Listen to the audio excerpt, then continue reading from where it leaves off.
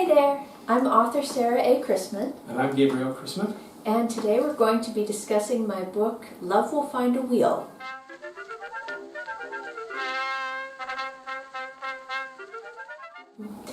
So, Love Will Find a Wheel is book 2 in the Tales of Chetzemoka. And book 1, First Wheel in Town, set the stage and introduces the place. And the town of Chetzemoka is a port town in the Pacific Northwest at the end of the 19th century. And it's not just a port town, it's the customs port. And so that means that it was a place that was part Wild West and part High Victorian. A combination that we just love. Combination that we just love.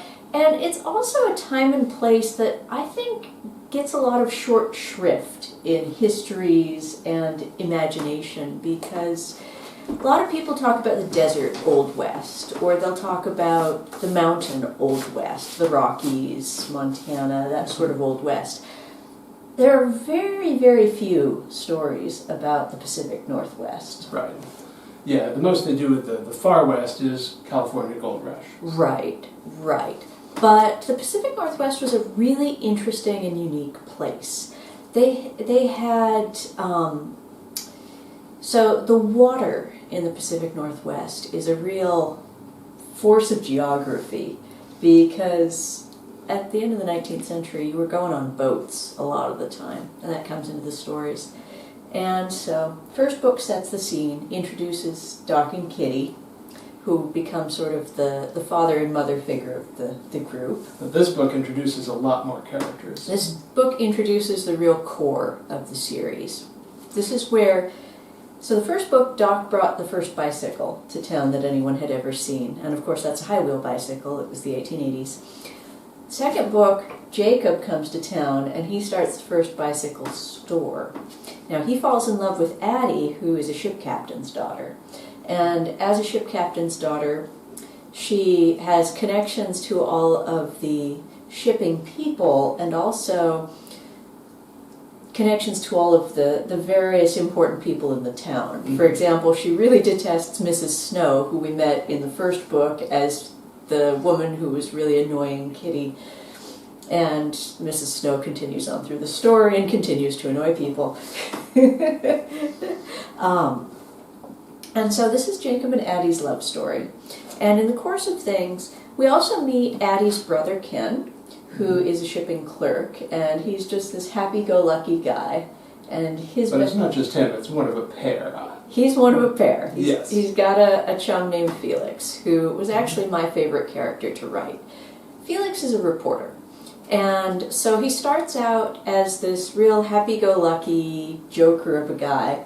And then as the series progresses, because of the reporting he's doing and the things he's reporting on, he gets progressively more serious and more introspective. This is also because of the arc that media was taking during this time as well. Yeah, it's absolutely. Not just him. Right. Yeah. Well, this is the era of yellow journalism, and if it bleeds, it leads. And so he is seeing all that, and he's really hating it. And the beginning of heavy advertising. Right. All the rest. And he gets involved in reporting on the anti-Chinese riots, mm-hmm. and lots of big news. And the Seattle fire he later gets involved with. And so it really builds his character, and I really loved writing his character and following that character arc as the series progresses. But this is where he's introduced. And besides the characters, this is a book where two of the most important places in the series are introduced. Silas's house and the bicycle shop. Right, exactly. Silas is Jacob's uncle, and at the start of this book he's none too happy about Jacob showing up on his doorstep. And Jacob shows up on his doorstep at the same time as the one other character I haven't mentioned yet, and that's Nurse McCoy. One of your other favorites. One of my other favorites. Nurse McCoy is a lot of people's favorites. If you've read this series, go ahead and in the comments say who your favorite character is, because I think that would be a really fun discussion between people. Who is your favorite character in the Tales of Chetzemoka? Just put it right down there. Nurse McCoy is this feisty Appalachian, no-nonsense trained nurse. Mm-hmm. And she had, as a small child, she'd learned a lot of midwifery from her relatives. It was sort of growing up in the field, and then she actually went out of the valley where she'd grown up to be trained as an actual legitimate trained nurse. Which was a fairly recent thing at the end of the 19th century. Right. Well, and a very important profession. Yeah, Florence Nightingale had really legitimized it, because pre-Florence Nightingale, you had the religious nursing sisters who were very highly thought on, and you had the sort of scum class, lowest of the low paid nurses who were not highly thought on at all. Mm-hmm. Florence Nightingale made nursing respectable, and made trained nursing respectable. But we'll get into that more in the next book, because book 3 is Nurse McCoy's book. Yes. But Nurse McCoy, she's always got a smart remark and a story about her far-flung family.